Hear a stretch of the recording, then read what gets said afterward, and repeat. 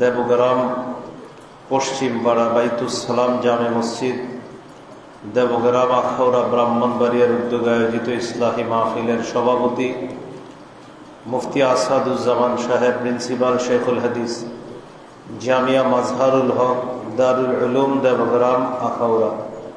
আলোচনা করেছেন মুফতি মাহমুদ বিন হাবিব, মুহাদ্দিস, জামিয়া ইসলামিয়া দারুল উলুম দিলুরুট মাদ্রাসা মগবাজার ঢাকা। এন্তেজামিয়া কমিটি দেবগ্রাম পশ্চিম পাড়া আখাউড়া ব্রাহ্মণবাড়িয়া। উপস্থিত হজরত উলামায়ে কেরাম, মুসলমান ভাইরা, আল্লাহ তাআলার দরবারে শুকরিয়া আদায় করছি। আল্লাহ আমাদের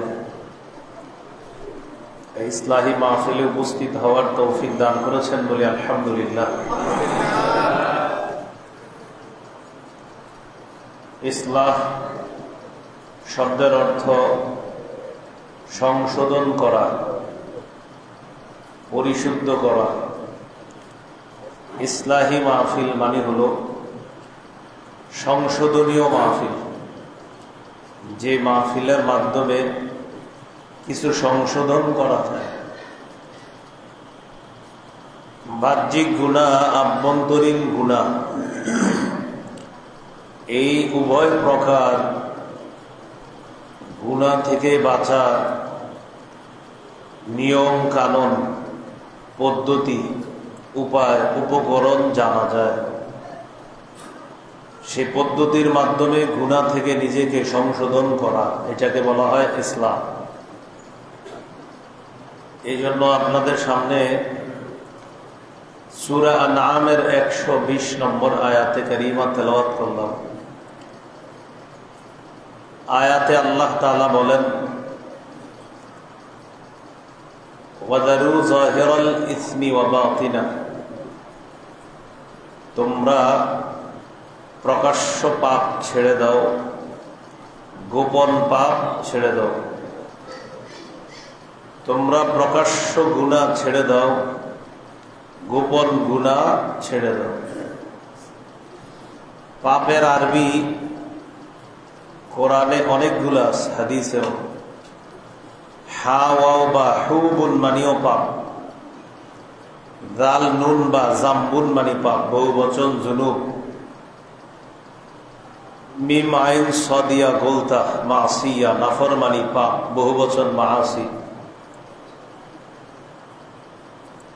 খত ইয়া হামজা গোলতা, খতিয়া অর্থ পাপ, অপরাধ, গুনাহ,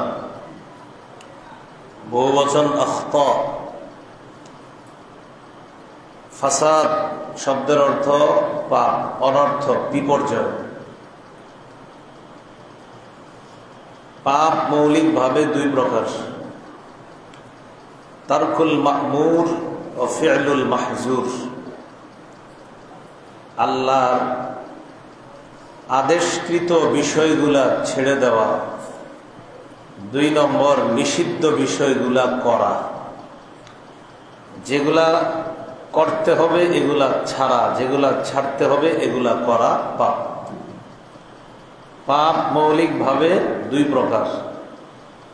1 নম্বর করণীয় বিষয়গুলা ছেড়ে দেওয়া, 2 নম্বর বর্জনীয় বিষয়গুলো করা। এই হলো আপনার পাপ 2 প্রকার।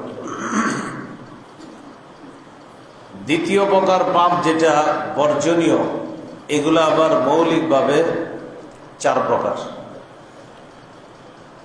1 নম্বর আয-যুনুবুল মালাকিয়া, এমন পাপ যেটা মূলত আল্লাহর সিফাত, আল্লাহর বৈশিষ্ট্য, এটা বান্দা নিজের মধ্যে দাবি করা, এটা পাপ।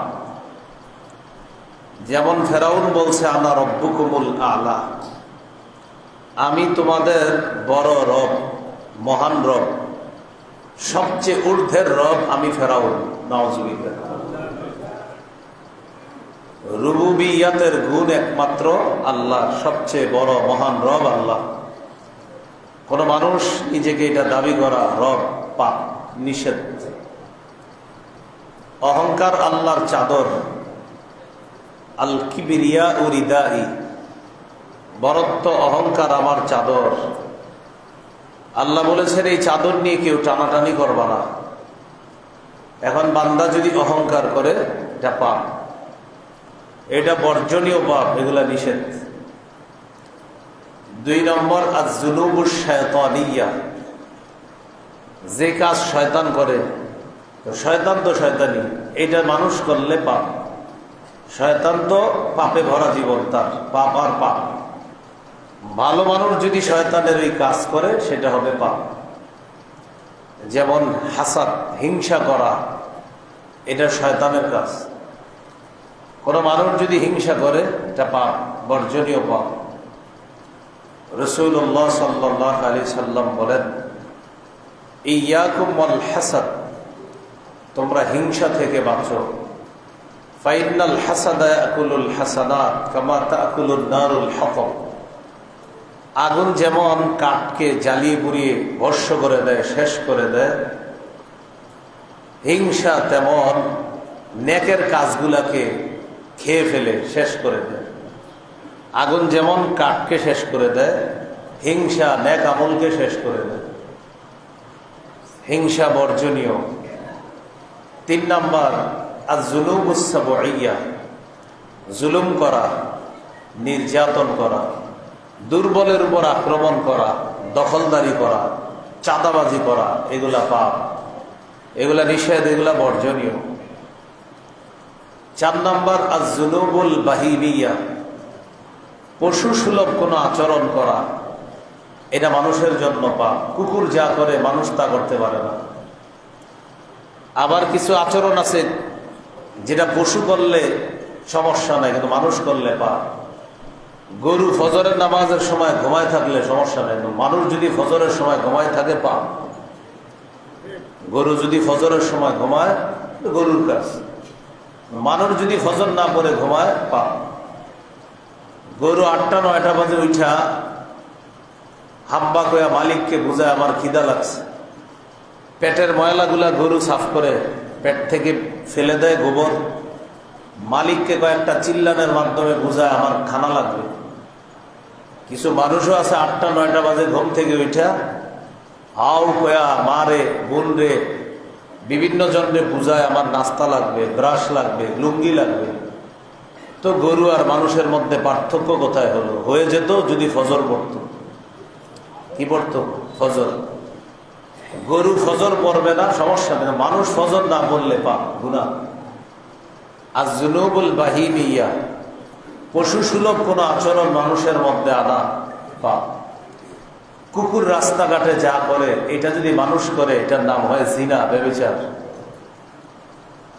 আমাদের দেশে ইসলাম সম্পর্কে অজ্ঞ স্বঘোষিত একজন শিক্ষিত নারী,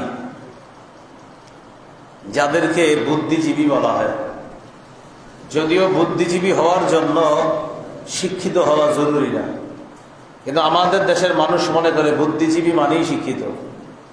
অভিধান বা ডিকশনারি এটা প্রমাণ করে না। অভিধান প্রমাণ করে বুদ্ধিজীবী হওয়ার জন্য শিক্ষিত হওয়া জরুরি না।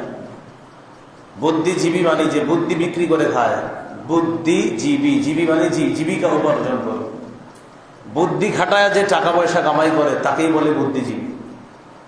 আমাদের দেশে এমন কোটিপতি আছে যে নিজের নামটাও স্বাক্ষর করতে পারে না, হাতের টিপ চিহ্ন দিয়ে সে স্বাক্ষর করে, কিন্তু সে কয়েক হাজার কোটি টাকার মালিক। বুদ্ধি খাটায়া সে কোটিপতি হয়েছে, সেও বুদ্ধিজীবী। কিন্তু আমরা তো জানি বুদ্ধিজীবী মানে শিক্ষিত হওয়া, ও সে তো মূর্খ। এই জন্য বুদ্ধিজীবী মানে যে বুদ্ধি বিক্রি করে খায় তাকে বলে বুদ্ধিজীবী, বুদ্ধি দিয়ে টাকা পয়সা কামাই করে। তো যাই হোক, আমাদের দেশের একদল শিক্ষিতা যাদেরকে বলা হয়, তারা একটা প্রতিবেদন জমা দিয়েছে মাননীয় প্রধান উপদেষ্টার কাছে, নারী বিষয়ক সংস্কার কমিশন, 318 পৃষ্ঠাব্যাপী প্রতিবেদন। এখানে একটা দাবি করা হয়েছে, যারা অশ্লীল কাজ করে, জিনা করে, যৌন কাজ করে, তাদের এই কর্মটাকে শ্রম অধিকার আইনে শ্রমিকের মর্যাদা দেওয়া। মানে জিনা করলে এটাকে জিনা বলা হবে না, এটাকে বলা হবে কাজ। এখন এটাকে যদি কাজ বলা হয় তাহলে এটা কি আর মানুষ থাকবে না হাইওয়ান জানোয়ার হওয়া? আয-যুনুবুল বাহিমিয়া, পশু সুলভ কোনো বিষয় মানুষের মধ্যে আনা, এটা পাপ, এটা অন্যায়। সূরা নূরের 2 নম্বর আয়াতে আল্লাহ বলেন, আয-যানিয়াতু ওয়াজ-যানি ফাজলিদু কুল্লা ওয়াহিদিন মিনহুমা মিআতা জালদা। ব্যভিচারিণী নারী পুরুষ যারা অবিবাহিত তাদেরকে 100 বেত্রাঘাত করা হবে, আর যারা বিবাহিত তাদেরকে পাথর মেরে হত্যা করা হবে। এটা কখন? যদি জিনা করে। কিন্তু জিনাকে যখন বলা হবে শ্রম, তখন এটার প্রতিবাদ করতেও পারবেন না, কারণ এই আকাম কেউ করার পরে আপনি এটাকে আকাম বলতে পারবেন না। নাউজুবিল্লাহ। সূরা আরাফের 54 নম্বর আয়াতে আছে, আলা লাহুল খালকু ওয়াল আমর।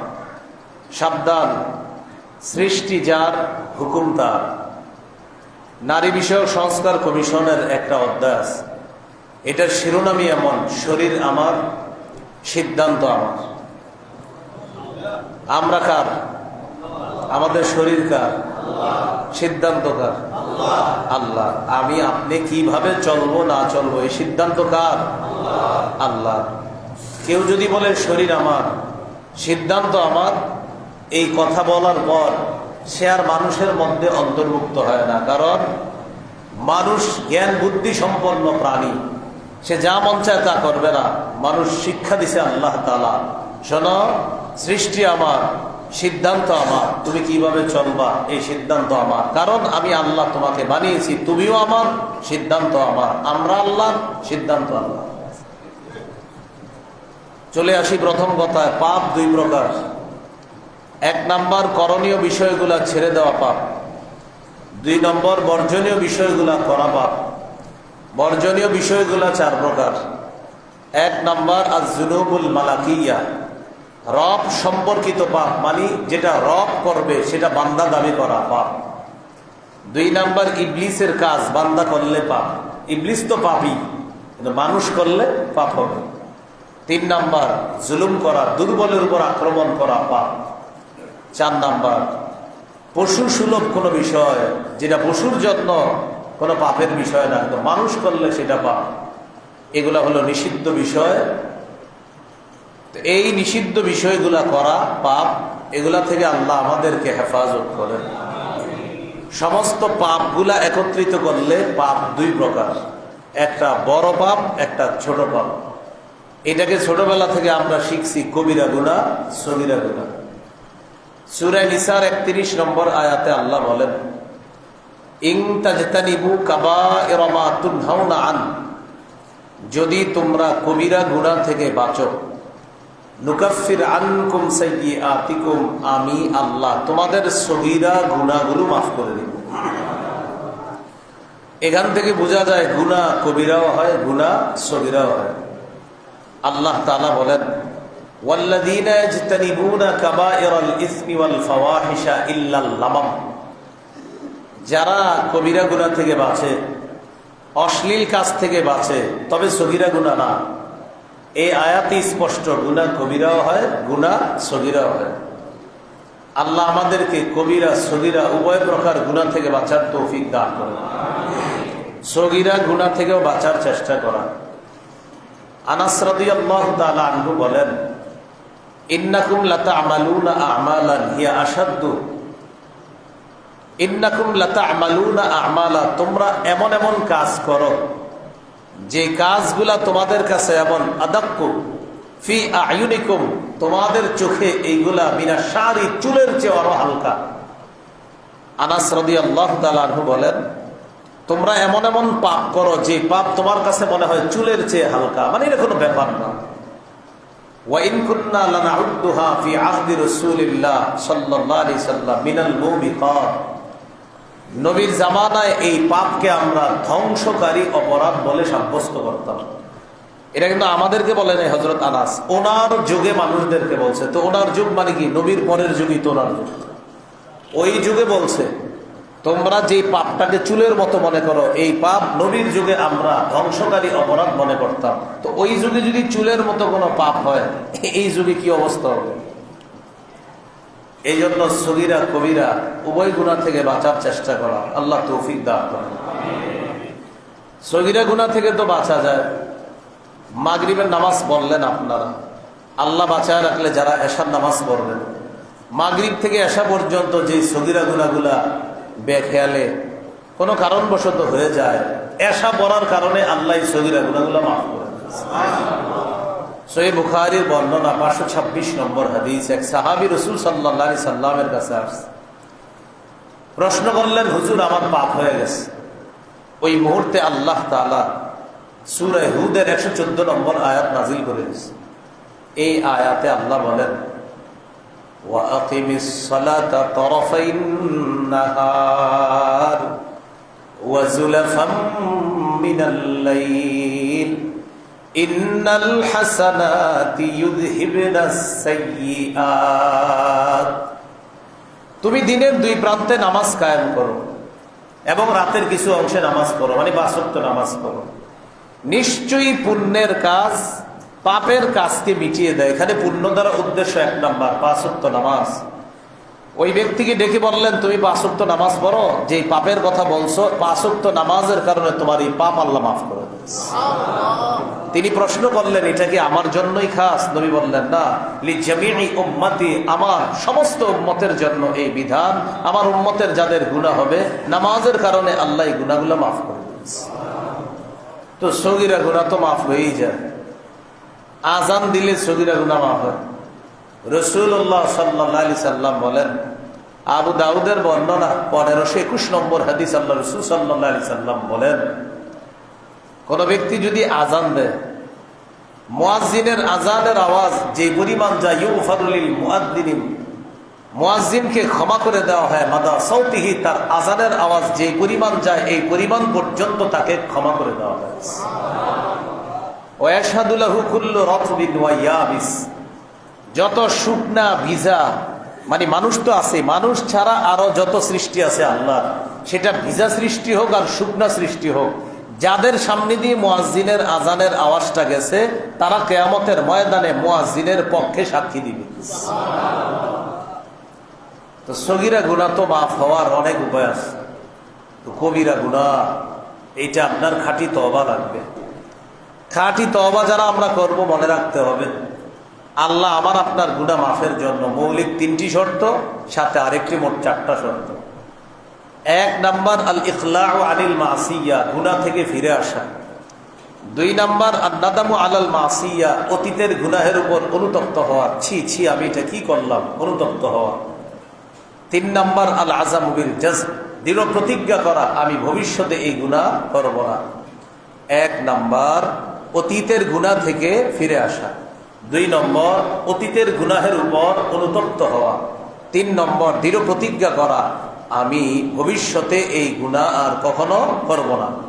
এ হলো 3টি। 4 নাম্বার আরেকটি মনে রাখবো, এটা বান্দার হকের সাথে সম্পর্ক। আমার জিম্মায় যদি কোনো বান্দার হক থেকে থাকে, এই হকটা আদায় করে দিব।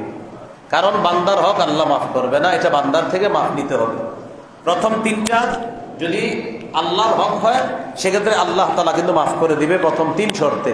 তো 4 নাম্বার যেটা বান্দার হক, এটা কিন্তু আপনি বান্দার কাছ থেকেই মাফ নিতে হবে। তাহলে এই 4টা কথা মনে রাখবো। আমি আবার বলছি, আস্তে আস্তে খালি মনে রাখেন। অতীতের গুনাহ থেকে ফিরে আসা, আজকের আগে যা করেছি এটা থেকে ফিরে আসা। 2 নাম্বার আজকের আগে যত গুনাহ হয়ে গেছে আমাদের, এটার উপর অনুতপ্ত হওয়া, আহা আমি যদি মারা যাই আমার কি হবে, আল্লাহ আমি ঠিক করি না এই কাজগুলা, এরকম অনুতপ্ত হওয়া। 3 নাম্বার দৃঢ় প্রতিজ্ঞা করা, আল্লাহ আমি তো মানুষ, যা করছি আল্লাহ মাফ করেন, আমি ভবিষ্যতে আর করবো না, আল্লাহ আমি হিম্মত করলাম, আপনি তৌফিক দিয়েন আমি যেন আর গুনাহ না করি।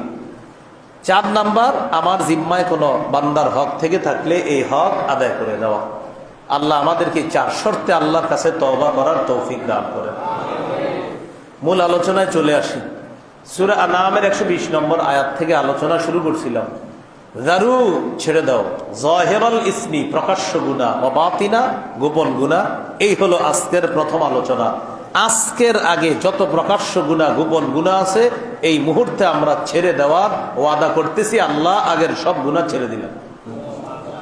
আল্লাহ বলছে, যারু যারু বান্দা, ছেড়ে দাও ছেড়ে দাও ছেড়ে দাও প্রকাশ্য গুনাহ, গোপন গুনাহ, মানে নগদ যেই গুনার মধ্যে তুমি লিপ্ত আছো এটা ছেড়ে দাও বান্দা, প্রকাশ্যে হোক গোপনে হোক। এগুলো আজকের প্রথম আলোচনা। প্রথম আলোচনায় গুরুত্বপূর্ণ অনেকগুলা কথা আমরা শিখেছি। গুনাহ কয় প্রকার, কি কি। এর মধ্যে আরেকটা অংশ আছে, গোপন গুনাহ। বলেন তো একটু সবাই, কি গুনাহ?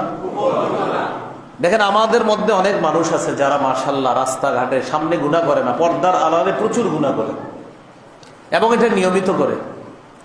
নিয়মিত গোপন গুনাহ এটা ভয়ঙ্কর, আল্লাহ না করেন ঈমান হারা হয়েও মৃত্যুবরণ হতে পারে।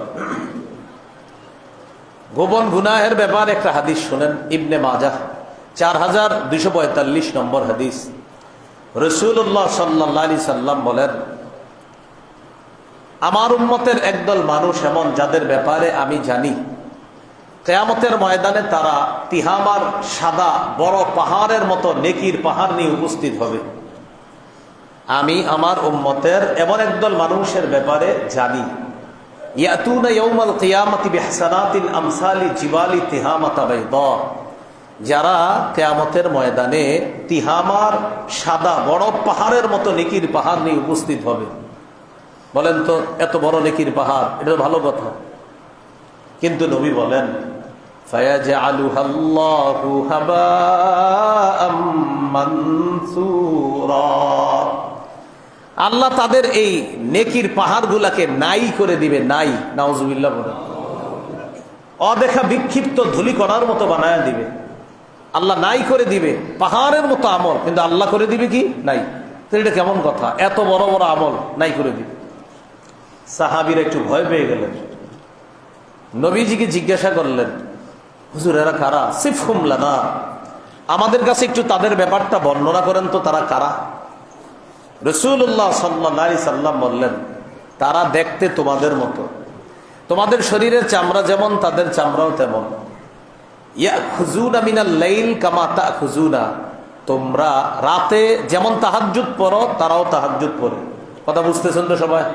তারা দেখতে তোমাদের মতো, চামড়া তোমাদের মতো, তোমরা যেমন তাহাজ্জুদ পড়ো তারাও তাহাজ্জুদ পড়ে। ওয়ালাকিন্নাহুম আকওয়ামুন, তবে তারা এমন সম্প্রদায় যখন তারা ইদা খালাউ বিমাহারিমিল্লাহ ইনতাহাকুহা, নির্জনে যখন কোন হারাম আল্লাহর নিষিদ্ধ বিষয়ের সামনে তারা পড়ে এটা নগদ করে ফেলে। নিষিদ্ধ কাজটা নির্জনে যখন আল্লাহর কোন নিষিদ্ধ বিষয়ের সামনে আসে করে ফেলে। আশেপাশে দু একজন থাকলে বাধা দিলেও বলে এত বুঝিস না, এগুলা অনেক সুরত আছে, এরকম বুঝাই দেয়, এত বেশি বুঝিস না, মানে বুঝিস না মানে ঠিক না, বেশি বুঝোস ঠিক না, না ঠিক। আরে আপনি মানুষের সামনে কত ভালো মানুষ, এখানে কি করতেছেন, সব বুঝার চেষ্টা করো না। এরকম নির্জনে হারাম কাজ করে ফেলে এবং এই হারাম কাজটা নিয়মিত করে, প্রতিনিয়ত করে। এইভাবে যারা গোপনে গুনাহ করে তাদের আমলগুলা কিয়ামতের ময়দানে, ওই যে আমাদের সামনে পাহাড় আমল, কিন্তু কিয়ামতের ময়দানে আল্লাহ নাই করে দিবে নিয়মিত অবিরত হারাম কাজ করার কারণে। নিয়মিত যারা গোপনে গুনাহ করে তাদের মৌলিক 4টা ক্ষতি। 1 নাম্বার, নিয়মিত যারা গোপন পাপ করে এই ব্যক্তিদের কাছে ভালো কাজ খারাপ মনে হবে, খারাপ কাজ ভালো মনে হবে। তাহলে তারা নামাজ পড়ে কেন, রোজা রাখে কেন? আমাদেরকে দেখায়, মানুষকে দেখায়, এই জন্য নামাজ রোজা রাখে। ভালো লাগে না এগুলা, ভালো লাগে না। এরকম পর্দার আড়ালে তখন সে আপনার অন্য রূপ ধারণ করে। সূরা ফাতিরের 8 নম্বর আয়াত, 22 পারা 14 নম্বর পৃষ্ঠা, হাফিজি কোরআন মাজিদ অনুযায়ী সূরা ফাতির 8 নম্বর আয়াত।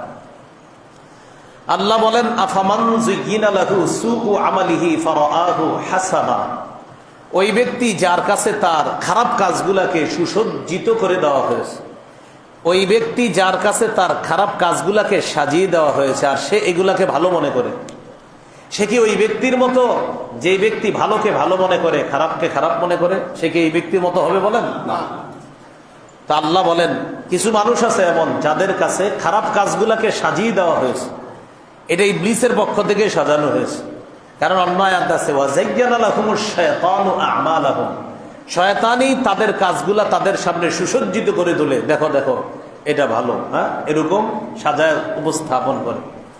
আমাদের দেশে যারা ইসলামের বিরুদ্ধে কথা বলে, এরা কথা বলার আগে দেখবেন ডায়লগ দেয়, আমরা কি ইসলাম কম বুঝি, মানে ইসলামের বিরুদ্ধে বলবে আর কি, একটু বলে বলার আগে ডায়লগ দেয়, আমরা কি কম বুঝি, আমরা কি কম পড়ছি, আমিও তো কায়দা এমন পড়ছি, আমপারা পড়ছি, আমার উস্তাদ আছিল ওমকে, মানে বলে ওমকে আমার উস্তাদ, বিবারিয়ার ওমকে আমার উস্তাদ, এরকম বইলা টইলা এরপরে ইসলামের বিরুদ্ধে বলে, তো বুঝায় যে আমি তো ইসলাম কম জানি না, এরকম বইলা মনে করো ইসলামের বিরুদ্ধে বলবে।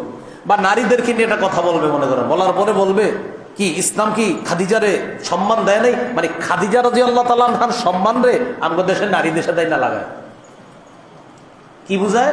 যে আমি খাদিজা রাদিয়াল্লাহু তাআলা আনহার জীবনী পড়েছি, তিনি ব্যবসায়ী করেছেন। আচ্ছা, তারপর উনি ব্যবসা করতে পারলে আমাদের দেশের নারীরা ঘরের বাহিরে আইসা পুরুষদের সাথে কেন কাজ করতে পারবে না? কোনটার সাথে মিলে চিন্তা করে। অথচ আম্মাজান খাদিজা ব্যবসায়ী ছিলেন, মানে কি হ্যাঁ, ঘরে থাইকা পরিচালনা করতেন, উনি ঘরে থাকতেন, উনি ব্যবসায়ী কাফেলা পাঠাইতেন বিভিন্ন জায়গায়। এটা বলে না, বলে কোনটা? উনি ব্যবসা করতেন এটা বলে, কিন্তু উনি কিভাবে করতেন এটা বলে না। তো এটা বললে কি করে?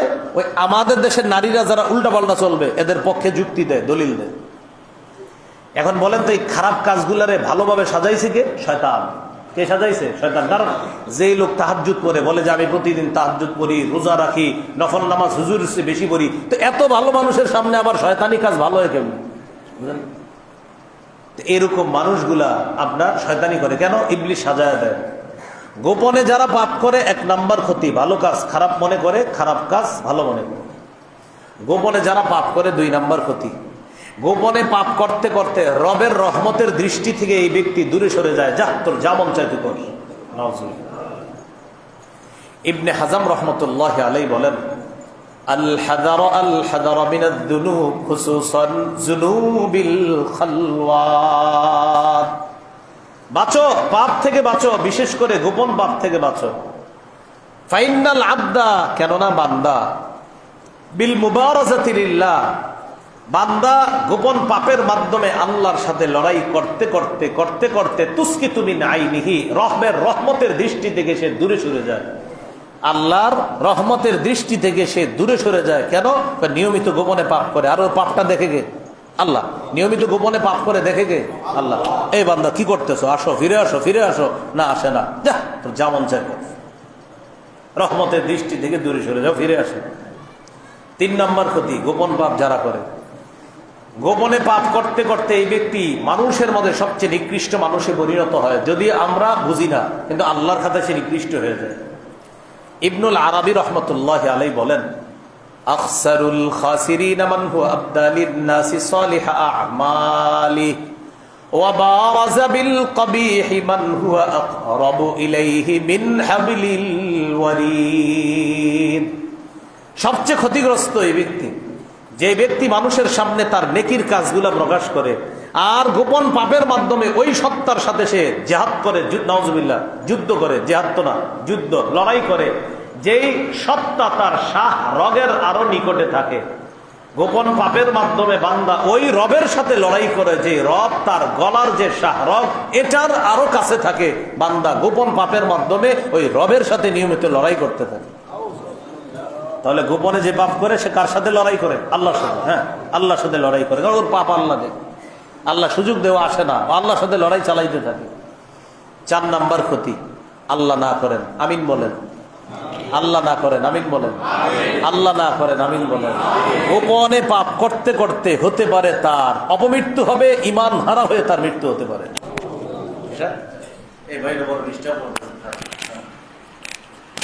এই হলো গোপন পাপের 4 নাম্বার ক্ষতি। সেটা কি? ইবনে হাজাম হাম্বলী রাহমাতুল্লাহ আলাইহি বলেন, আন্না খাতিমাতাস সুই বিসাবাবি দাসিসাতিন বাতিনাতিন লা ইয়াতলিউ আলাইহা আন-নাস। গোপন পাপের মাধ্যমে বান্দার এমন খারাপ মৃত্যু হয় যে পাপের কথা মানুষ জানে না, রব জানে। মৃত্যুর পর মানুষ বলে, কি লোকের এমন মৃত্যু হলে মানুষ বাবা বলি করে, আরে ভালো মানুষ, আল্লাহ তো জানে কেমন খারাপ মৃত্যু কেন হয়। গোপনে পাপ করতে করতে করতে করতে এক পর্যায়ে তার অপমৃত্যু হয়, তার খারাপ মৃত্যু হয়ে যায়। আল্লাহ আমাদের সকলকে প্রকাশ্য পাপ এটা থেকে তো বাঁচবই, গোপন পাপ থেকেও যেন বাঁচতে পারি, আল্লাহ তৌফিক দান করেন। আবার চলে আসি প্রথম কথায়। তাহলে আল্লাহ হুকুম, বান্দা ছেড়ে দাও প্রকাশ্য পাপ, গোপন পাপ। বান্দা ছেড়ে দাও প্রকাশ্য গুনাহ, গোপন গুনাহ। বলেন আল্লাহ, ছেড়ে দিলাম প্রকাশ্য গুনাহ, গোপন গুনাহ। এই কথার উপর অটল যেন থাকতে পারি, আপনি তৌফিক দান। এই হলো আজকের প্রথম আলোচনা। দ্বিতীয় আলোচনা সূরা আনআমের 151 নম্বর আয়াত, 8 পারায় আল্লাহ তাআলা বলেন, 8 পারা 7 পৃষ্ঠা, হাফিজুল কোরআন মাজিদ, সূরা আনআম 151 নম্বর আয়াত। আল্লাহ বলেন, ওয়ালা তাকরাবুল ফাওয়াহিশা মা যাহারা মিনহা ওয়া মা বাতান, তোমরা অশ্লীলতার নিকটবর্তী হও না, সেটা প্রকাশ্যে হোক গোপনে হোক। তোমরা প্রকাশ্য অশ্লীলতার কাছেও যেও না, গোপন অশ্লীলতার কাছেও যেও না। আজকে প্রথম আলোচনা 2 নম্বর আলোচনা না বিলম্ব। প্রথম আলোচনা, বান্দা নগদ গুনাহগুলা ছেড়ে দাও, বান্দা নগদ গুনাহগুলা ছেড়ে দাও, প্রকাশ্য হোক গোপনে হোক। 2 নম্বর, বান্দা নতুন করে আর গুনাহের কাছে যেও না। তাহলে দেখেন, প্রথমটা নগদ ছেড়ে দাও, যে গুনাহগুলা করতেছো আল্লাহ ছেড়ে দিলাম। আচ্ছা আচ্ছা, শোনো শোনো, ওয়ালা তাকরাবু, নতুন করে আর অশ্লীলতা গুনাহের কাছে যাও না, এটা প্রকাশ্যে হোক গোপনে হোক। তাহলে 1 নাম্বার ছেড়ে দাও, দিলাম। 2 নাম্বার আল্লাহ বলতেছে, এই শোনো, আর কিন্তু গুনাহের কাছে যাও না, এটা 2 নাম্বার আলোচনা। প্রকাশ্য অশ্লীলতার কাছেও যাওয়া যাবে না, গোপন অশ্লীলতা। প্রকাশ্য অশ্লীলতা কি জিনিস? চা দোকানের সামনে চা দোকান বলা টেলিভিশনে অশ্লীল সিনেমা ছাড়ে, না হয় ওনার চা বিক্রি হয় না। এটা কোন কিতাবে লেখা আছে আল্লাহ জানে। এটা না চালাইলে চা বিক্রি হয় না, চা বিক্রির দলিল, মানে টিভি যে ছাড়তেছে এটার দলিল। তো এই জন্য দেখা যায় ওরা আসলে টিভি চলে যেটা, সব মানুষ গিয়ে ওখানে বীজ জমায়, উদ্দেশ্য খাবে আর টিভি দেখবে। বুড়া দুরা ছোট বড় সবাই একসাথে অশ্লীল সিনেমা দেখতেছে, নাটক দেখতেছে, যা দেখতেছে, এটা প্রকাশ্যে অশ্লীলতা। বাবা মা ভাই বোন একসাথে বসে নাটক সিনেমা দেখে, আবার ফেসবুকে লেখে দীর্ঘদিন পর পারিবারিক বন্ধনে অটুট হয়ে একসাথে এই মুভিটি উপভোগ করলাম, এই নাটকটি উপভোগ করলাম, এই পারিবারিক বন্ধন ফিরে আসুক আবার প্রতিটি ঘরে ঘরে। ফেসবুকে স্ট্যাটাস। তাহলে পারিবারিক বন্ধন অটুটের মাপকাঠি বানাইলো একটা টেলিভিশন, এটা একটা ঘরে থাকবে আর এরা সবাই একসাথে বসে দেখবে। এটার নাম দিল পারিবারিক বন্ধন, এটার নাম প্রকাশ্য অশ্লীলতা, এটার নাম পারিবারিক বন্ধন না। বাবা মা সন্তান একসাথে বসে টিভি দেখা, এটা তো আমি কল্পনা করলেও আমার ভয় হয়। কথার কথা মনে করেন, বাবার সিনেমা দেখে ছেলেও সিনেমা দেখার অভ্যাস, কিন্তু বাবা ছেলে একসাথে বসে দেখে, এটা কেমনে মানুষের মাথায় আসে? এটা কথার কথা, বাবার আলাদা অভ্যাস আর ছেলেরও অভ্যাস। ছেলেও দেখে, বাবাও দেখে, একসাথে বৈশা দেখে, যদিও দুজনেরটাই হারাম আলাদা, একসাথে বাপ ছেলে সিনেমা দেখে, এটা আবার ফেসবুকে লেখে পারিবারিক বন্ধন। আমার যদি লাখ লাখ টাকা দিয়ে বলেন যে তুমি তোমার আব্বা আম্মার সাথে বৈশা দেখবা, এটা আমার কল্পনায় আনতো শরম করে, যে শরমের যদি জবান থাকতো, শরম আমারে বলতো আমি তুম করে লজ্জা পেল। কেমনে বাপ মা বৈশা একসাথে সিনেমা দেখো, নাটক দেখো? তাহলে এটার নাম কি বন্ধন না অশ্লীলতা? এটা প্রকাশ্য অশ্লীলতা। আরেকটা হলো গোপন অশ্লীলতা, এটা প্রত্যেকটা পকেটে পকেটে আছে। গোপন অশ্লীলতা চাইলেই সম্ভব, মুহূর্তের মধ্যে সম্ভব। একটা ছেলে নষ্ট হওয়ার জন্য যদি সে চায় যে আমি নষ্ট হয়ে যাব, এক নগদ মুহূর্তে হইতে পারে, সেটা পকেটে পকেটে সবার আছে। মা বাবা মনে করে ওই রুমে মেয়ে অঙ্ক করে, এই রুমে ছেলে ইংরেজি পড়তেছে দরজা লাগায়। ঘটনা যে কি ঘটাইতেছে সেটা মাও জানে না, বাপও জানে না। এই যান্ত্রিক যন্ত্রণা কিনে দেওয়ার আগে ছেলের রেজাল্ট ছিল জিপিএ 5, মেয়ের রেজাল্টটা ছিল জিপিএ 5। যান্ত্রিক যন্ত্রণাটা কিনে দেওয়ার পরে এখন ট্রেনে টোনে বাস করতে হয়। ঘটনা কি? তুমি এই অবস্থা কেন? না, ইদানিং আপনার ওই পড়ালেখার বিভিন্ন নিয়ম কানুন আসতেছে, এটা বুঝ দিয়ে দেয়। করোনা ভাইরাস যখন হলো, আমি ভেবেছিলাম আমাদের দেশের মানুষ অন্তত করোনা পরবর্তীকালীন সময় 90% মানুষ ভালো হয়ে যাবে। এটা আমার ব্যক্তিগত ভাবনা ছিল, দেখে এমনটাই মনে হয়েছে। কারণ যে কোনোদিন নামাজ পড়ে না, সেও নামাজ পড়ে, হায় হায় আপনার প্লাস্টিক কইরা হাঁটে, ইন্দারিল্লা না জানি কি হয়ে যায়, এরকম ভয়। করোনা গেল, বাংলাদেশ মিরপুরে একটা স্টেডিয়াম আছে, আপনার ঢাকা মিরপুরে মাওলানা আব্দুল হামিদ খান ভাসানী স্টেডিয়াম, এখন কি নাম জানি না, আগে এটাই ছিল। আমি লালবাগ পড়াইতে যাই, তো পড়াইতে যাওয়ার সময় ওটার পাশ দিয়ে যাইতে হয়, কি রাস্তাঘাট সব বন্ধ, লম্বা সময় হেঁটে এরপরে গাড়িতে উঠতে হবে। ঘটনা কি হয়েছে? করোনা পরবর্তীকালীন সময় যেহেতু এখন আমরা একটা চিল মুডে আছি, চিল মানি মানে এখন একটা ভালো মুডে আছি, এই ভালো মুডকে সেলিব্রেশন করার জন্য জাতীয় স্টেডিয়ামে গানের কনসার্ট করা হয়েছে। মানে একটা ভালো অবস্থা আছে না, তো এটাকে একটা আমরা উদযাপন করতেছি। কিভাবে? ওই আপনার বিদেশি শিল্পী আছে, আনার পর ওই ইন্ডিয়ার শিল্পী আছে, তার নাম এ আর রহমান, মানে আব্দুর রহমান তার নাম। ওনারা আইনা গান গাওয়াইছে। আর এটা কি, যে করোনা পরবর্তীতে যে ভালো আছি, এই ভালোটাকে উপভোগ করছি কিসের মাধ্যমে? বিশাল বড় এক জাতীয় গানের আয়োজনের মাধ্যমে। আমার ভাবটা পুরাই পানিতে চলে গেল। ভাবছিলাম কি যে মনে হয় সবাই ভালো হয়ে যাবে, এ হলো শুরু। পরে দেখলাম আপনার করোনার সময় ইবলিস দুইটা বুদ্ধি দিছে সবাই। ইবলিস বুদ্ধি নাম্বার 1, এমবি ওয়ালাদেরকে বুঝাইছে, ইন্টারনেট ওয়ালাদেরকে এমবির দাম কমায় দাও। আহারে, মানুষ অনেক কষ্টে আছে, চাকরিতে ইনকাম কম, অনেকে বেতন পায় না। মাদ্রাসার হুজুররা বেতন পাইলে অর্ধেক পাইতেছে, এরকম বুঝাইতেছে অনেকে। মাদ্রাসা অনেক মানুষ বেতনও পায়নি। আর মসজিদ গুলা মাশাআল্লাহ পাইছে বেতন, ইমাম সাহেবরা। তো মাদ্রাসার বেতন ছিল না।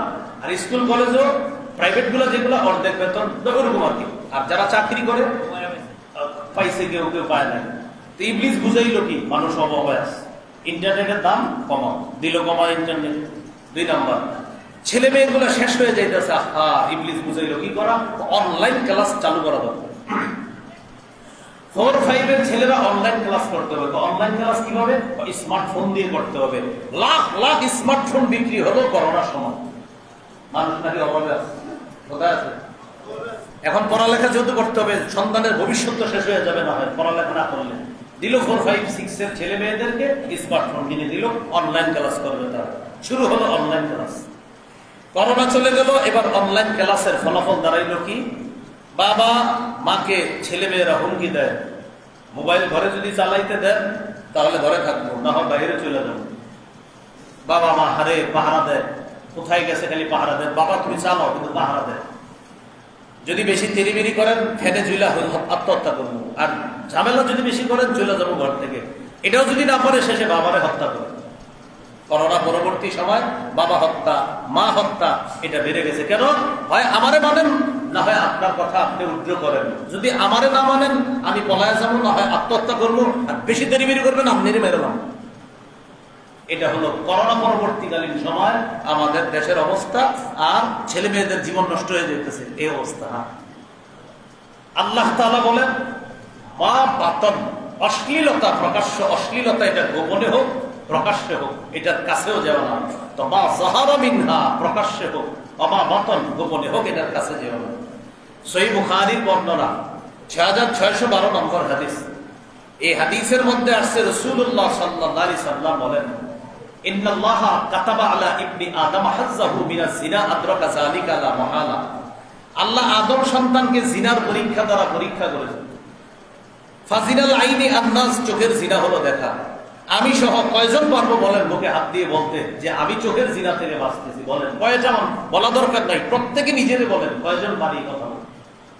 ঠিক আছে, যে হুজুর আমি 5 ওয়াক্ত নামাজি, আমি রোজা রাখি, আমি মাসে 3টা রোজা রাখি, আমি সোম বৃহস্পতিবারের রোজা রাখি, আপনি বলতে পারতেছেন, কিন্তু কয়জন চোখের জিনা থেকে বাঁচতে পারতেছি বলেন?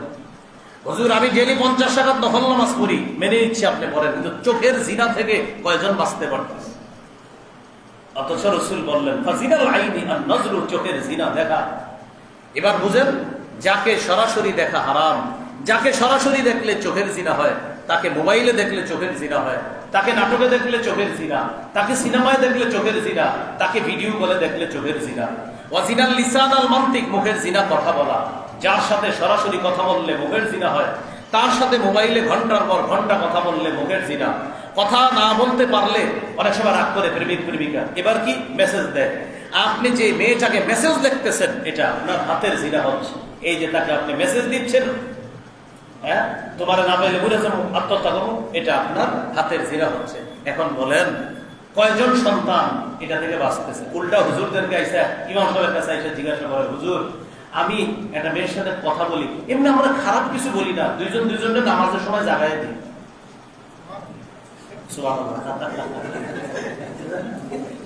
এগুলা এসে জিজ্ঞাসা করে কারো ইমাম সাহেব, মানে বুঝায় হুজুর তো আমগো এই সম্পর্কটা ঠিক আছে।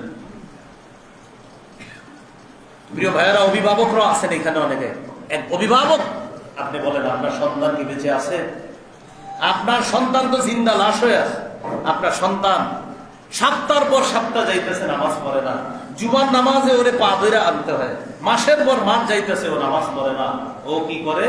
ও এমন কিছু করতেছে যেটার মাধ্যমে আপনাকে বুঝায় যে আধুনিক বিশ্বের সাথে তাল মিলে আমি চলতেছি। হ্যাঁ, আমাদের দেওবন্দি ধারার আলেমরা বলছিল যে ভিডিও কখনো প্রাথমিক দলিল হতে পারে না। ভিডিও, এই ভিডিও আছে না, ভিডিও, এটা প্রাথমিক দলিল হতে পারে না। এটা ওলামায়ে দেওবন্দের ফতোয়া আগের। এখন এটা বিরোধিতা করছে অনেকে, না ভিডিও এভিডেন্স থাকতে আবার কিসের প্রমাণ, মানে ভিডিও একটা প্রমাণ, আসলেই তো প্রমাণ। আমি আপনাকে এই যে আমরা বুঝে দিচ্ছি ভিডিও এটা প্রমাণ না, ওলামায়ে দেওবন্দ বলেন না, প্রাথমিক প্রমাণ হিসাবে ভিডিও ধর্তব্য না। এখন আইসা সবাই ওলামায়ে দেওবন্দের এই কথা মানতেছে, না ওলামায়ে দেওবন্দের এই কথাটাই সঠিক। কেন? AI নতুন একটা বের হয়েছে, এটা দিয়ে এমন ভিডিও বানাচ্ছে, আমরা যে বসে রয়েছি তিনজন, এটা যেমন সত্য, আমাদের এই তিনজনের ভিডিও যেটা বানাবে AI দিয়া, এর চেয়ে আরো সুন্দরভাবে দেখাবে। এখন কি করতেছে জানেন, সবাই লেখালেখি করতেছে, না এই জন্য তো ওলামায়ে দেওবন্দ বলছে ভিডিও প্রাথমিক দলিল হবে না, কারণ কিছুদিন পর আলেমদের সম্মান হানি করে এমন ভিডিও বের হবে যেটাকে এভিডেন্স হিসাবে দাঁড় করাইতে পারে। এই জন্যই তো ওলামায়ে দেওবন্দ আগে থেকেই বলছে ভিডিও এটা প্রাথমিক দলিল না, এটা মূল দলিল হতে পারে না।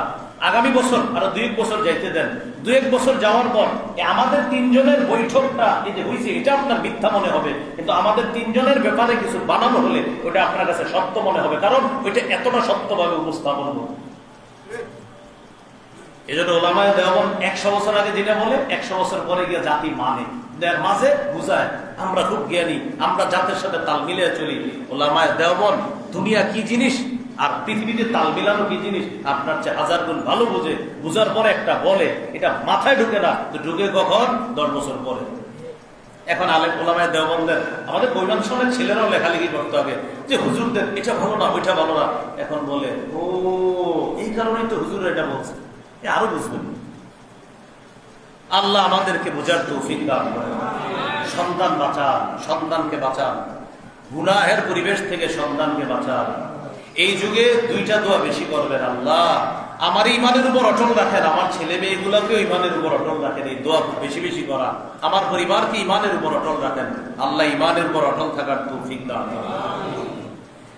আজকের 3 নাম্বার আলোচনা, এটা গুরুত্বপূর্ণ আলোচনা, এটা আমার সাথে একটু বলেন সবাই, বলেন মানুষ হিসেবে আমাদের পাপ হয়ে যেতে পারে, পাপ হয়ে গেলে সবার কাছে বলে বেড়াবো না। যদি পাপের কাজটি ছাড়তে না পারি, ব্যক্তিগতভাবে কোন আল্লাহওয়ালা বুজুর্গের কাছে পাপের বিষয়টি প্রকাশ করব, সবার কাছে না। তাহলে 3 নাম্বার কথাটা শুনেন, মানুষ হিসাবে আমাদের পাপ হতে পারে, পাপের কথাটি সকলকে বলা যাবে না। যদি পাপ ছাড়তে না পারি, ব্যক্তিগতভাবে কোন আল্লাহওয়ালা বুজুর্গের কাছে এই পাপের কথাটি আমরা বলতে পারি। সহিহ বুখারীর বর্ণনা, রাসূলুল্লাহ সাল্লাল্লাহু আলাইহি সাল্লাম বলেন, কুল্লু উম্মতি মুআফান ইল্লাল মুজাহিরিনা, আমার উম্মতের যত অপরাধী আছে তাদেরকে বিভিন্ন বাহানায়, বিভিন্ন কৌশলে, বিভিন্ন ভাবে আল্লাহ মাফ করে দিবেন বলে আমি নবী আশাবাদী, আমি নবী আশাবাদী। তবে ইল্লাল মুজাহিরিনা, যারা গুনাহ প্রকাশ করে দেয় তাদেরকে মাফ করবে না। নবীজি বলেন গুনাহ প্রকাশ করে কিভাবে?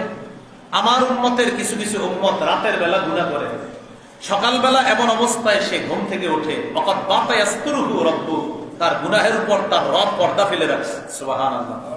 এক ব্যক্তি রাতে গুনাহ করছে, তার গুনাহের উপর পর্দা ফেলায় রাখছে আল্লাহ, আল্লাহ প্রকাশ করে না, সুযোগ দেয় আমার এই বান্দা গুনাহটা করে ফেলছে, ও আবার ফিরে আসবে, আমি ওরে মাফ করে দিব। তো এই বান্দা সকালে উঠে কি করে? বন্ধুদের কাছে গিয়ে বলে, আমিলতুল বারিহাতা কাযা ওয়া কাযা, আমি রাতে এই পাপ করেছি, আমি গত রাতে এই গুনাহ করেছি, এটা সবার কাছে বলে বেড়ায়। নবীজি বলেন, আহা বোকার মতো গুনাহটা তুমি প্রকাশ করে দিলা, অথচ তোমার গুনাহ আল্লাহ ঢেকে রাখছিল, আল্লাহর এই পর্দাটা তুমি সরায়া দিলা। সহিহ মুসলিমের বর্ণনা, কিয়ামতের ময়দানে কিছু কিছু পাপীকে আল্লাহ পর্দার আড়ালে ডাকবে। ডাকার পর আল্লাহ তাআলা বলবেন, তারিফু যাম্বা কাযা ওয়া কাযা, তুমি এই গুনাহ স্বীকার করো। আকররাহু সালাসা, 3 বার আল্লাহ স্বীকৃতি নিবে তার কাছ থেকে। সে বলবে, আল্লাহ আমি স্বীকার করি। করেছো? হ্যাঁ। করেছো? জি। করেছো? জি করেছো। মানে পাপের কথা স্বীকার করো। আল্লাহ তাআলা তাকে বলবেন, তুমি এইগুলা করছো, এই পাপগুলা করছো, তোমার কিছু কিছু ভালো কাজ আছে, আমি আল্লাহ খুব পছন্দ করছি। আল্লাহ তাআলা তাকে ওই কাজগুলা দেখাবে, দেখানোর পর বলবেন, এই কাজের কারণে আমি তোমাকে পর্দার আড়ালেই মাফ করে দিলাম, ডান হাতে আমলনামা দিয়ে দিলাম। তোমার গুনাহের কথাগুলো আর কাউরে জানাইলাম না, তোমারই জানাই দিলাম, পর্দার বাহিরে কাউরে বলাও দরকার নেই, এখন যাও বাহিরে গিয়ে আমল নামা শুধু দেখাই দিয়া বুঝাও তুমি জান্নাতি, যাও যাও যাও। তো সে গিয়ে বলবে আমল নামা ডান হাতে যাদের দেওয়া হবে গিয়ে বলবে আমার আমল নামা বইরা দেখো, কিন্তু ভিতরে যে কি হয়েছে এগুলো কিন্তু বলবেন। আল্লাহ তাআলা কোন কোন পাপীকে পর্দার আড়ালে এইভাবে মাফ করে দেন, আর আমি আপনি যে সব প্রকাশ করে দিচ্ছি, তো আমার আপনাকে কোন বাহানায় মাফ করবে বলেন? তাহলে 3 নাম্বার, গুনাহ হয়ে যেতে পারে, সবার কাছে বলে বেড়াবেন না। যদি ছাড়তে না পারেন এলাকার কোন আল্লাহ আলেমের কাছে যাবেন, হুজুর আমি তো গুনাহটা ছাড়ার চেষ্টা করতেছি 3 মাস 2 মাস, আমি পারতেছি না, আমি কি করবো হুজুর? চোখের পানি ছেড়ে দেন, তিনি আপনাকে কোনো সবক দিবে, কোনো পদ্ধতি বলে দিবে, কিছু আমল দিবে, ইনশাআল্লাহ ওই সবকের কারণে আল্লাহ তাআলা আপনাকে এই গুনাহ থেকে বাঁচার অবশ্যই কোনো রাস্তা আল্লাহ বের করে দিবে। আজকে 4 নাম্বার আলোচনা, এটা আমার সাথে বলেন, আজকের আগে যা হওয়ার হয়েছে আজকে থেকে বলেন, আজকে থেকে যে কোনো গুনাহ পাহাড়ের মতো মনে করব। গুনাহকে পাহাড় মনে করা মুমিনের আলামত। গুনাহকে মাসি মনে করা, কোন ব্যাপার না মনে করা ফাসিকের আলামত। গুনাহকে পাহাড়ের মতো মনে করা সে খাঁটি মুমিন, আর গুনাহকে আপনার কিছু না, এটা কোনো ব্যাপার না, এটা ফাসিকের আলামত। তাহলে আজকে থেকে আমরা গুনাহকে কি মনে করব? পাহাড়। যেমন যেমন দেখেন তিনি আমার সাথে এখন বসেন, আমি এমন ভাবে বয়ান করতেছি যে ওনার এই মাথায় গিয়ে আমার কনুইটা লাগছে। আমি কেন এমন মুমিন হব যে অসতর্কতার কারণে আমার কনুই গিয়ে আরেক মুমিনের গায়ে লাগবে? এই লাগাটা আমার কাছে মনে হতে হবে এটা পাহাড়ের মতো অপরাধ, হুজুর মাফ করে দিন, ইন্নালিল্লাহি, আমি ঠিক করিনি, এটা পাহাড় মনে করতে হবে। এই যে কিন্তু মনে হলো কি হুজুর বলবে আল্লাহ এটা কিচ্ছু না, আমার কাছে মনে হতে হবে না এটা এটা আমি ঠিক করিনি, মাফ করে দিন, এটাকে মনে হতে হবে পাহাড়। আরেকজনের দোকানের সামনে দিয়ে আমি যাইতেছি, দোকানদারের পানি আছে ওখানে, তো ওইখান থেকে আপনি প্রচুর পিপাসার্থ, আপনি পানি ছেড়ে পানি পান করে ফেলছেন, এক ডুব পান করার পরে আপনি দোকানদারের অনুমতি না নিয়ে আমি পানি পান করলাম, ভাই আমি আপনার এখান থেকে একটু পানি পান করতেছি। দোকানদার বলে আচ্ছা আচ্ছা খারাপ না, কিন্তু আপনি যে প্রথমে এক ডুব পান করছেন আপনার মাথায় আসছে ইন্নালিল্লাহ, ও যদি আমাকে কিয়ামতের মাঠে ধরে আমি কি করব? এই এক ঢোক পানি আপনার কাছে মনে হচ্ছে পাহাড়, আমি শেষ হয়ে যাব। এইলা আপনি মুমিন, আপনি মুমিন। আপনি গত 20 বছর এক ওয়াক্ত নামাজও কাজা করেন নাই, আল্লাহ এমন মুমিন হওয়ার তৌফিক দান করেন। হঠাৎ একদিন আপনার চেহারাটা খুব এমন অবস্থা যে আপনাকে মলিন লাগতেছে, মসজিদের ইমাম সাহেব সহ মুসল্লিরা সবাই পেরেশান আপনাকে নিয়ে। কেন? কারণ আপনি নিয়মিত মুসল্লি, আপনার মন খারাপ কেন? সবার কাছে পেরেশানির কারণ। ইমাম সাহেব আপনার চুপি চুপি জিজ্ঞাসা করছে, ভাইজান আপনি তো অনেক মহব্বতের মানুষ, আপনার মন খারাপ কেন একটু বলবেন? বলে না। এশার নামাজ পড়ে ইমাম সাহেব হাতটা ধরে রুমে নিয়ে গেছে, আসেন তো আমার সাথে একটু বলেন তো আপনার কি হয়েছে? চোখের পানি ছেড়ে দিয়ে বলতেছে, ইমাম সাহেব গত 20 বছর আমার এক ওয়াক্ত নামাজ কাজা হয় না। আজকে আমি একটা অনুষ্ঠানে অংশগ্রহণ করতে গিয়ে জ্যাবের কারণে বা কোনো একটা কারণে আমার এক ওয়াক্ত নামাজ, মানে ইচ্ছা করে আমি কাজা করি নাই, অনিচ্ছায় কাজা হয়ে গেছে, তারপরে কাজাটা আমি উঠে ফেলছি, কিন্তু আমি এটা মানতে পারতেছি না ইমাম সাহেব, আমি চোখের পানি বন্ধ করতে পারতেছি না, আমার খানা ভালো লাগতেছে না, ছেলে মেয়ে বিবি কিচ্ছু ভালো লাগতেছে না, আমার সারা পৃথিবীটা যদি আল্লাহ আমার থেকে নিয়ে নিত আমার এত কষ্ট লাগতো না, আমি এক ওয়াক্ত নামাজ কাজা হয়ে যাওয়াতে আমার এত কষ্ট লাগতেছে। আপনি খাঁটি মুমিন, আপনি খাঁটি মুমিন, কারণ এক ওয়াক্ত নামাজ ছুটে যাওয়া আপনার কাছে এই দুনিয়া হারিয়ে ফেলার চেয়ে আরো বড় অপরাধ মনে হচ্ছে। কি পুরা দুনিয়ার বাদশা আপনি, আল্লাহ তুমি যদি দুনিয়া নিয়ে নিতে আমার কাছ থেকে সমস্যা ছিল না, কিন্তু আমার এক ওয়াক্ত নামাজ কাজা এইটা আমি মানতে পারতেছি না। এ হলো মুমিন। ফাসিক 6 দিন নামাজের দাওয়াত দিচ্ছেন, ভাই নামাজে চলো, জানাইতেছি, ভাই চলো না, আরে জানাইতেছি, আসেন না। বৃহস্পতিবারে বুঝাইছেন, আসে না, বললেন ভাই কালকে তো শুক্রবার, কালকে জুমার নামাজটা বইরো, তো ওয়াদা করছে আচ্ছা আচ্ছা যা বলবো। পরের দিন জুমার পরে আপনি গেছেন, ভাই আসসালামু আলাইকুম, ভালো আছো, তুমি জুমার নামাজটা পড়ছো? ও আচ্ছা আজকে শুক্রবার ছিল না, পড়ি নেই, পড়বো আগামী সপ্তাহে। তুমি জুমাটাও বললা না, পড়ি নেই তো কি হয়েছে, আগামী সপ্তাহে পড়বো। মানে তার কাছে এটা কোনো ব্যাপার না, এই যে মাসের পর মাস সপ্তাহের পর সপ্তাহ নামাজ পড়ে না, ব্যাপার না, জুমা পড়ে নেই তো পড়ি নেই, কি হয়েছে, আগামী সপ্তাহে পড়বো, কোনো ব্যাপার না। ফাসিক, ফাসিক। এই জন্য ইমানদার গুনাহকে মনে করবে পাহাড়, পাপাচার গুনাহকে মনে করবে মাসির মতো। এটাই বলছে আব্দুল্লাহ ইবনে মাসউদ রাদিয়াল্লাহু তাআলা আনহু বর্ণনা, বুখারীর বর্ণনা। ইন্নাল মুমিনা ইয়ারা যুনুবাহু কান্নাহু কাঈদুন তাহতা জাবাল ইয়াখাফু আন ইয়াকা আলাইহি। ঈমানদার গুনাহকে মনে করে পাহাড়, এই পাহাড় আমার উপর পড়বে, আমি ধ্বংস হব। ওয়া ইন্নাল ফাজিরা ইয়ারা যুনুবাহু কাযুবাবিন মাররা আলা আনফি। পাপাচার গুনাহকে মনে করে মাছির মতো, যে মাছি নাকের ডগার সামনে দিয়ে যায় আবার চলে আসে, এটা কোনো ব্যাপার না। তাহলে বলেন আজকে থেকে যে কোনো গুনাহ কিসের মতো মনে করবো? এখন কিসের সিজন চলতেছে? বৃষ্টির না? এমন হবে মাঝে মাঝে মুসল্লিরা মসজিদে আইসা বসছে, 10-12 জন মুসল্লির জুতা মসজিদের সামনে আছে। তো বৃষ্টির দিনে আপনি রাস্তা দিয়ে আসছেন, কিছু জায়গায় কাদা থাকে, আবার কিছু ভালো থাকে, শুকনা থাকে, আপনার জুতার নিচে কাদা লাগছে, আপনি আইসা দৌড়ে মসজিদে ঢুকছেন, আপনার জুতার নিচের কাদাগুলা 10 জন মুসল্লির জুতা নষ্ট করছে। আল্লাহর হক আইসা আপনি আদায় করলেন, ঠিক আছে, আল্লাহর হক আদায় করছেন, আল্লাহর হক আদায় করছেন। এদিকটা 10 জন মুসল্লি বাহিরে যাওয়ার সময় জুতাগুলার দিকে তাকায়া মনে কষ্ট হয়েছে, ভালো জুতাগুলা রাইখা মসজিদে ঢুকলাম, কে এমন করলো? ওই যে এক ব্যক্তি দ্রুত ঢুকছে, এক জুতা গেছে দক্ষিণে আর একটা গেছে উত্তরে, মাঝের জুতাগুলা নষ্ট করছে। এই যে বান্দাকে আপনি কষ্ট দেওয়াটা, আপনি যখন দেখবেন আমার জুতায় আরেক মুসল্লির জুতার উপর ময়লা লাগছে, আপনি মনে করতে হবে ইন্না লিল্লাহ। আরেক মুসলমানের মনে আঘাত পাবে, কারণ তার জুতার উপরে ময়লা থাকা মানে সে জুতা পা দেওয়ার সময় তার মনে আঘাত পাওয়া। আল্লাহ, এটা আমি কি করলাম? এটা তো পাহাড়ের মতো পাপ। ওই মুসল্লির কাছে আপনি ক্ষমা চাওয়া, ভাই আমার ভুল হয়েছে, আপনার জুতা নষ্ট করা আমার ঠিক হয় না। যদি আপনার মধ্যে অনুভূতি হয়, আপনি খাঁটি মুমিন। আর যদি মনে হয় আরেকজন মুসল্লির জুতা নষ্ট হয়েছে তো কি হয়েছে, আপনি খাঁটি মুমিন হতে পারেন। প্রিয় ভাইয়ারা, কথাগুলো কি বুঝে আসতেছে না? আমাদের এই ভুলগুলা হয় সচরাচর, এটা করা যাবে না। এটাকে পাহাড়ের মতো মনে করতে হবে। মসজিদের কল ছাড়ছেন, কল উযু করার জন্য, কল ছাড়ার পর ছেড়ে দিচ্ছেন, ছাড়ার পর এবার আপনার দুস্থ হয়েছে, কি অবস্থা, কোথায়, কবে আসছো, কল পানি পড়তেছে, আচ্ছা আচ্ছা তো ঠিক আছে, বিকালে 5টার দিকে আসবি, একসাথে দেখা। আরে ভাই, কলের পানি পড়তেছে তো, আপনার কথা চলতেছে, কল বন্ধ করেন। আপনি কি মসজিদের কল, এই পানি আপনি ফেলাইতেছেন, হক, কার হক নষ্ট করতেছেন?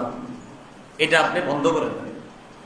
আপনি মসজিদে নামাজ পড়তে আসছেন, আপনি নামাজ পড়তে আসার পর ওযুখানায় গেছেন, যাওয়ার পর দেখছেন টিপ টিপ করে পানি পড়তেছে মসজিদের কলে। কেউ হয়তো অসতর্কতার কারণে কলটা ভালোভাবে বন্ধ করতে পারেন নাই। মাদ্রাসার ছাত্র যারা আছেন, মাদ্রাসার কলের কাছে গিয়ে দেখলেন মাদ্রাসার কল থেকে পানি পড়তেছে টিপ টিপ করে, কেউ হয়তো অসতর্কতার কারণে বন্ধ করতে পারে নাই। আপনি এটা তাড়াতাড়ি সুন্দরভাবে বন্ধ করে দেন, এই নিয়তে এটা মাদ্রাসার হক, এই নিয়তে এটা মসজিদের হক। আপনি খাঁটি মুমিন, আপনি খাঁটি মুমিন। আল্লাহ আপনাকে যে কত উপরে উঠাইয়া দিবে সেটা আপনি কল্পনা করতে পারেন না। অথচ বিষয়টা কত ছোট, একটু পানি বন্ধ করছেন, কিন্তু মসজিদের পানি। মাদ্রাসার কলটা বন্ধ করছেন, কিন্তু মাদ্রাসার কলের পানি, 1 ফোঁটা পানি পড়তে পড়তে অনেক পানি হবে, আর এই পানির বিল পরিশোধ করতে হবে মাদ্রাসা কর্তৃপক্ষ। আল্লাহ, এটা কর্তৃপক্ষের জন্য কষ্টের কারণ হবে। আপনি এই নিয়তে বন্ধ করে দিচ্ছেন, আপনি জানেনও না আপনি কত বড় ভালো কাজ করছেন। আপনি মুমিন, আপনি খাঁটি মুমিন। প্রিয় ভাইয়েরা, আশা করি এই ছোট ছোট বিষয়গুলা আপনাদেরকে বুঝাইতে সমর্থ হয়েছি। ছোট থেকে ছোট বিষয়, এটাকে খুব কঠিন মনে করা যে না, আমি মুমিনের সামনে কোনো অপরাধ হবে, সেটা ছোট হোক বড় হোক, এটা পাহাড় মনে করা। আর যদি মনে হয় না এটা কোনো ব্যাপার না, তাহলে কিন্তু ফাসিকি ঢুকে যাবে ভিতরে। আল্লাহ আমাদেরকে ফাসিকি থেকে হেফাজত করে খাঁটি মুমিন হওয়ার তৌফিক দান করেন। তাহলে কি শিখলাম? 4 নম্বর আলোচনা, আজকে থেকে যে কোনো গুনাহ কিসের মতো মনে করবো? আজকে সর্বশেষ আলোচনা 5 নম্বর, আল্লাহর ওলি হইতে চাই কারা কারা? ইনশাআল্লাহ সবাই তো হাত নামাই, একদম সহজ। বলেন কি? বলেন তো সবাই, বলেন একদম, আবার বলেন একদম, বলেন আমরা সবাই আল্লাহর ওলি হতে চাই। একদম সহজ, গুনাহ ছেড়ে দাও, বাস আল্লাহর ওলি হয়ে গেল। কি ছেড়ে দেওয়া? আল্লাহর ওলি হয়ে গেছে। আপনি গুনাহ ছেড়ে দেন, আপনি আল্লাহর ওলি হয়ে গেছে। একদম সোজা সাপটা কথা। এই মুরব্বী ওলামায়ে কেরাম বসা, এই এলাকার ওলামায়ে কেরাম শেখ ওলাদি যারা, তাদের কাছে গিয়ে বলবেন হুজুর আরিফ বিন হাবিব আয়েশা বলছে গুনাহ ছাড়লেই নাকি আল্লাহর ওলি। দেখবেন ওনারা আপনারে বলবে গুনাহ করো না, তুমি আল্লাহর ওলি হয়ে যাবে। গুনাহ করো, গুনাহ ছেড়ে দেন, গুনাহ ছেড়ে দেন, একদম সহজ। আপনি আল্লাহ, আপনি আজকে থেকে মসজিদে বের হবেন, বের হওয়ার পর চিন্তা করবেন আমি একটা গুনাহ করবো না। আপনি 24 ঘন্টা নিয়ত নেন, আমি 24 ঘন্টা একটা গুনাহ করবো না। আপনি দেখবেন যে কি পরিমাণ একজন ভালো মানুষ নিজের কাছে মনে হবে। নিজের আপনি চলতেছেন, ডানে সমস্যা হইতেছিল, আপনি করতেছেন না, বামে সমস্যা করতেছেন না, চোখের গুনাহ না আমি করবো না, বান্দার হক না আমি নষ্ট করবো না, আল্লাহর হক না আমি নষ্ট করবো না। আপনি গুনাহ থেকে বাঁচেন, তিরমিজির হাদিস 2305 নম্বর হাদিস, ইত্তাকিল মাহারিম। আবু হুরায়রা, হারাম থেকে বাঁচো, নিষিদ্ধ কথা, কর্মখাদ্য থেকে বাঁচো। আমি নবী বলে দিলাম, তাকুন আবাদান নাস, মানুষের মাঝে তুমি সর্বাধিক সবচাইতে শ্রেষ্ঠ আবেদ, আল্লাহর ওলি হয়ে যাবে। তাহলে বলেন হারাম কথা বলবো না, যেমন মিথ্যা কথা। হারাম খাদ্য খাবো না, যেমন বলেন সুদ খাওয়া, ঘুষ খাওয়া। এই তো সবাই টেনশনে ঘুরে গেছেন। বলি হওয়ার একটু আগে নিয়োগ করছিলেন, টেনশনেই তো ঘুরে গেছে। হুজুর নিয়োগ তো করছিলাম, মাত্র আপনি কি বললেন, এই জায়গায় তো ধরা রাখা গেল। এমনি খাই না, আমি মাঝে মাঝে একটু কিস্তি দিই। কি দিই মানে সুদের নাম দিয়ে দিছি। কি অনেক নাম আছে, কিন্তু দেশ গ্রামে সুদের প্রচুর নাম। আশা, হতাশা, ভালোবাসা, সোনার বাংলা, ব্রেক, বিভিন্ন নাম আছে। এইভাবে ছোট্ট ছোট্ট কি কিস্তি। আগে 20,000 টাকায় সংসার চলতো খুব ভালো। হঠাৎ ইমাম সাহেবের কাছে আছে, হুজুর আগে তো সংসার ভালোই চলতো, এখন তো চলে না। হুজুর হারাম খাননি, তওবা তওবা, খাই না। এমনি মাসে আপনার হালকা একটা কিস্তি দিতে হবে। হুজুরে বললেন, এই তো হারাম, আপনার হালাল 20,000-এর সাথে সামান্য একটু হারাম ঢুকে গেছে, তো গজব শুরু হয়ে গেছে আপনার। তাহলে দেখেন, যেই মাত্র বললাম হারাম থেকে বাঁচো, তো আমরা ভাবছি কি হারাম থেকে বাঁচলেই তো আল্লাহর ওলি। কিন্তু হারাম থেকে বাঁচা মানে হারাম কথা বলা যাবে না, মানে মিথ্যা বলা যাবে না। হারাম খাদ্য খাওয়া যাবে না, মানে সুদ ঘুষ খাওয়া যাবে না, ধরা খেয়ে গেলাম। হারাম করা যাবে না, মানে শিরিক করা যাবে না। আর বিবারিয়া যেমনি ভাবে ওলামায়ে কেরামও বেশি, মাদ্রাসাও বেশি, মসজিদও বেশি, আবার শিরিকেরও অনেক আস্থান আছে। তো তাহলে হারাম করা যাবে না মানে শিরিক করা যাবে না। কি কথা বুঝে আসছে? তাহলে হারাম কথা বলা যাবে না, হারাম খাদ্য খাওয়া যাবে না, সুদ ঘুষ খাওয়া যাবে না, হারাম কর্ম করা যাবে না, শিরিক করা যাবে না, বেদাত করা যাবে না, কুফর করা যাবে না, নেফাকি করা যাবে না, এইগুলা করা যাবে না। নবী বলেন, হারাম থেকে বাঁচো, তুমি পৃথিবীর সবচাইতে শ্রেষ্ঠ আল্লাহর ওলি হয়ে যাবে। তাহলে শ্রেষ্ঠ ওলি হওয়ার উপায় হারাম থেকে বাঁচা। আজকে থেকে চেষ্টা করবেন, আমি হারাম খাবো না, আমি হারাম বলবো না, আমি হারাম শুনবো না, আমি হারাম ধরবো না, আমি হারাম স্পর্শ করবো না, আমি হারাম করবো না, শিরিক করবো না, বেদাত করবো না, কুফুর করবো না। একটু কাজ করতে হবে, কি 5 ওয়াক্ত নামাজ, সুন্নত বিধির ওয়াজিবগুলা ঠিক রাখতে হবে। আর খালি হারাম থেকে আমি বেঁচে থাকলাম, বাস আল্লাহর ওলি হয়ে গেল। আল্লাহ আমাদেরকে হারাম ছেড়ে দেওয়ার তৌফিক দান করেন। তাহলে হারাম এটা ছেড়ে দিতে হবে, বলেন ইনশাআল্লাহ। মুসাফির সফরে গিয়ে দোয়া করতেছে, আল্লাহ আমার দোয়া কবুল করেন, আল্লাহ আমার দোয়া কবুল করেন, আল্লাহ আমার দোয়া কবুল করেন। হাদিসে আছে 3 ব্যক্তির দোয়া কবুল হয়, এর মধ্যে একজন মুসাফির। তো মুসাফির বলতেছে, আল্লাহ দোয়া কবুল করেন, আল্লাহ দোয়া কবুল করেন। নবীজি বলেন, ওর দোয়া আল্লাহ কেন কবুল করে না জানো? মাতআমুহু হারাম, ওর খাদ্য হারাম। ওয়ামালবাসুহু হারাম, ওর পোশাক হারাম। ওয়ামাশরাবুহু হারাম, ওর পানি হারাম।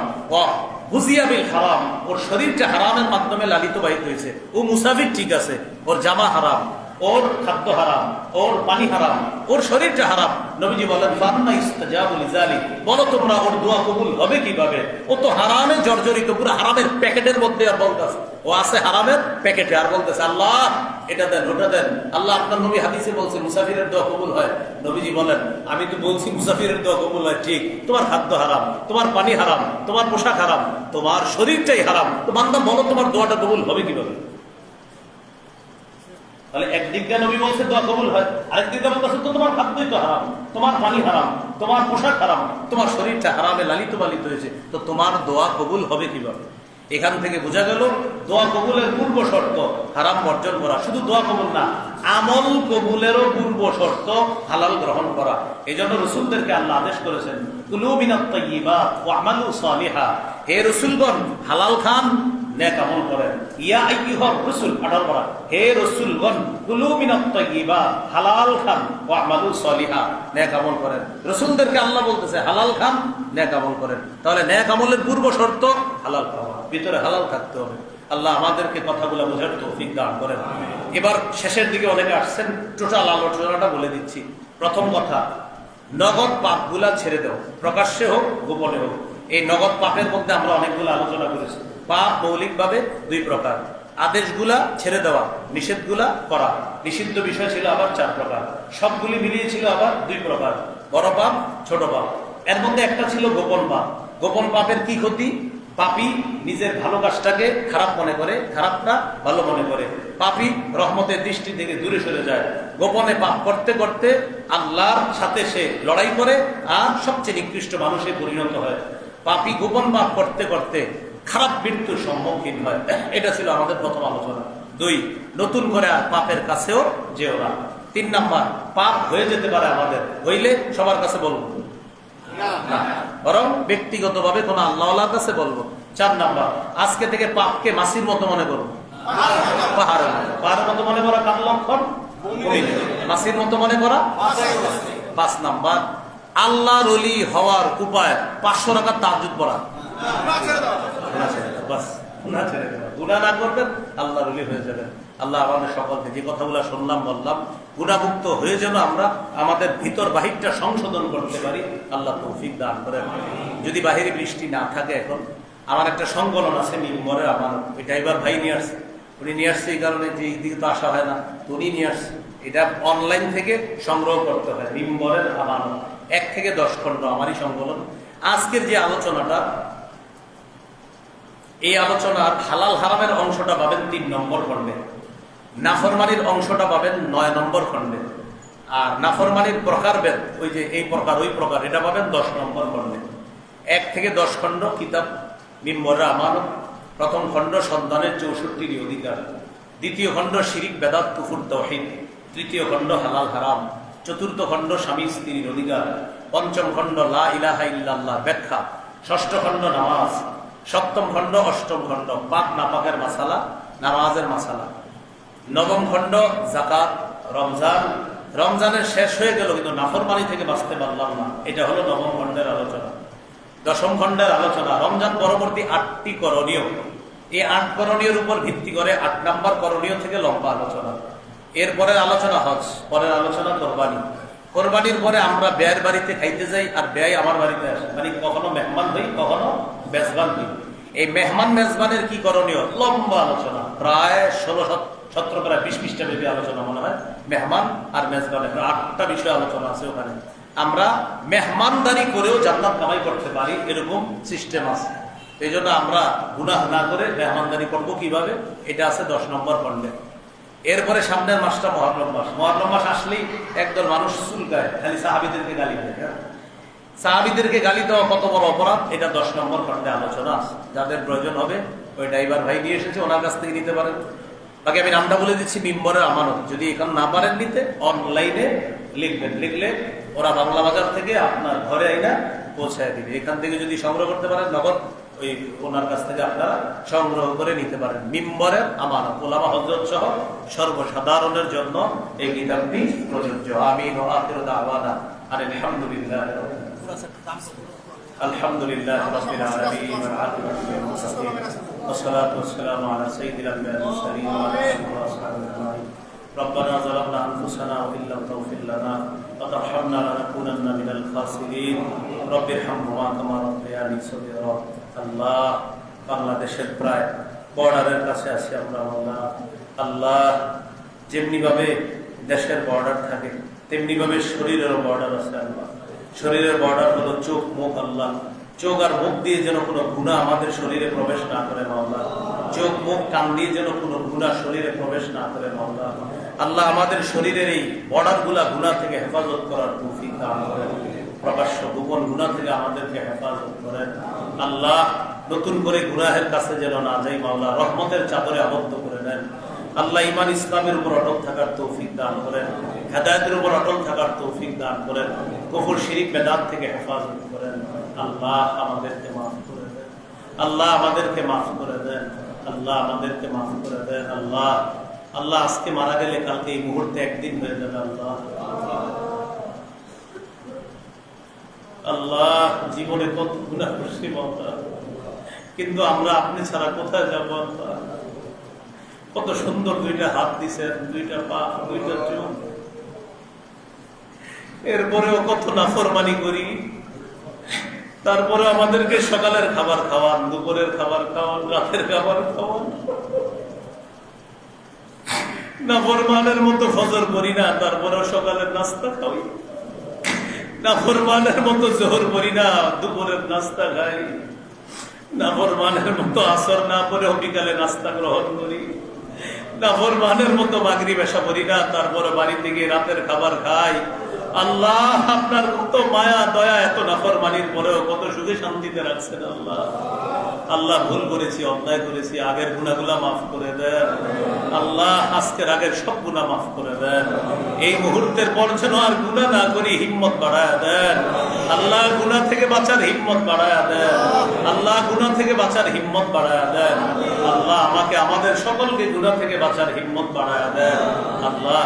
আল্লাহ যারা একসাথে বসলাম, আমাদের সকলকে আবার জান্নাতে দেখা করায় দিয়ে আল্লাহ। আমাদের এই আরজিটা আপনি কবুল করে দেন।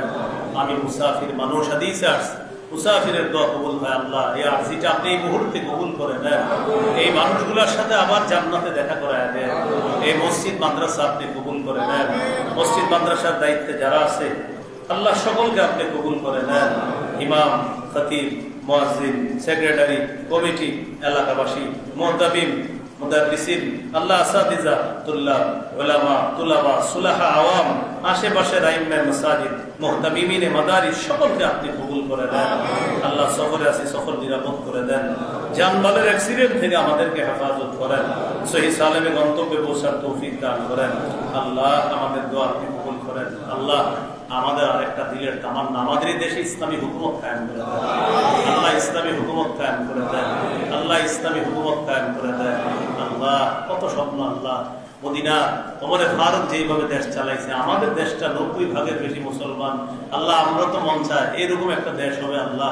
আল্লাহ আপনি চাইলে তো সব পারেন মাহবুব। আফগানিস্তানটা আপনি করে দিচ্ছেন আল্লাহ। আমাদের দেশটা এমন বানায় দেন আল্লাহ। আল্লাহ আমাদের দেশটা ইসলামী অনুশাসনের একটা দেশ বানায় দেন আল্লাহ। আল্লাহ কিয়ামতের আগে দেশে আর নারী শাসক চাই না আল্লাহ। আল্লাহ আল্লাহ আমাদের দেশে একজন আদর্শ যোগ্য পুরুষ শাসক তৈরি করে দেন, একজন ন্যায়পরায়ণ শাসক তৈরি করে দেন, যে শাসক মৌলিক 4টা কাজে গুরুত্ব দিবে এবং মৌলিক 10টি গুণে গুণান্বিত হবে এমন একজন পুরুষ শাসক তৈরি করে দেন আল্লাহ। আমাদের দোয়া আপনি কবুল করেন। বিশেষ করে এই মসজিদ মাদ্রাসা আপনি কবুল করে দেন। এলাকাবাসীকে আপনি কবুল করে দেন। এই এলাকার ছোট বড়, মাঝারি মধ্য বয়স্ক, নারী পুরুষ যারাই কবরে আছে সবার কবরগুলা জান্নাতের বাগান বানায় দেন। সুবহানা রাব্বিকা রাব্বিল ইজ্জাতি আম্মা ইয়াসিফুন, আসসালামু আলাল মুরসালিন, আল্লাহ।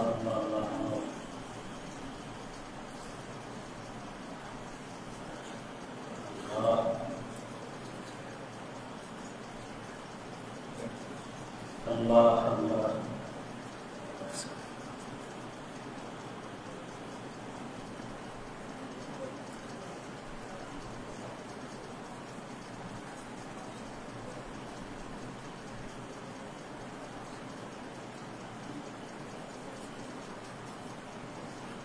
سبحان ربك رب العزة عما يصفون، سلام على المرسلين، الحمد لله رب العالمين.